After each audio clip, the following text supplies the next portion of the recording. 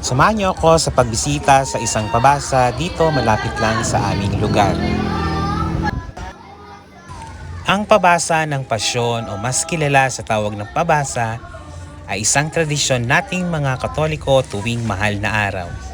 Sinasariwan nito ang pagmamahal, sakripisyo at kasaysayan ng kaligtasan ni Kristo mula sa kanyang pagkabuhay, pagkamatay at pagkabuhay na mag-uli.